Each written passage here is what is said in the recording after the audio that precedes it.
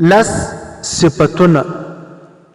فقهي ابو لیث سمرقندی رحمه الله فرمای چې په کم مؤمن مسلمان کې لس صفتونه پیدا سي دغه کس په شو خلقو کې شامل شو او د درجه به ډیر بلند وي.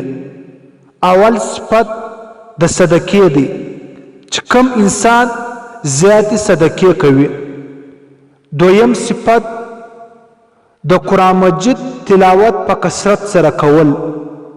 دریم صفت د داسې خلکو سره کښېنستل چې هغه خلک وده ته د آخرت فکر پیدا کوي او د دنیا څخه بېرغبتي ورزده کوي.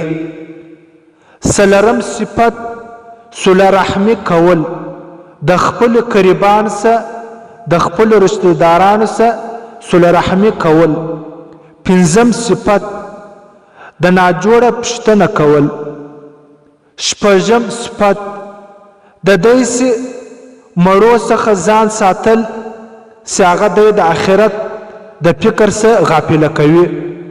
اووم صفت د راروانې ورځې دپاره فکر کول چې دغه راروانه ورځ ده، په دې ورځ به زه څه کوم.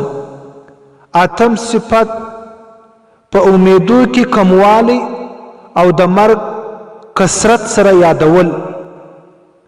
نهم صفت زیاته خاموشي اختیارول، بغیر عذر او د فضولو خبرو څخه ځان ساتل.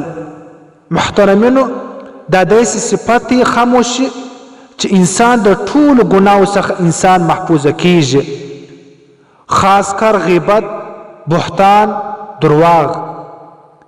لسم صفت تواضع او داسې تواضع کول چې ساده لباس اغوستل، د فقراو د مساکینو څخه محبت کول، همیشه د مسکینانو د فقیرانو د یتیمانو سره ژوندي اوسېدل. محترمینو، دغه داسې صفت دی تواضع چې دا په انسان کې تکبر ختموي. تکبر هغه صفت دی چې هغه صرف د الله څخه شایي. محترمینو، الله جل جلاله دې پر دغه لس صفتو باندې موږ ته د عمل کول توفیق راکړي چې هر مؤمن مسلمان دغه لس صفات په ځان کې راولو. وآخر دعوانا ان الحمد لله رب العالمين.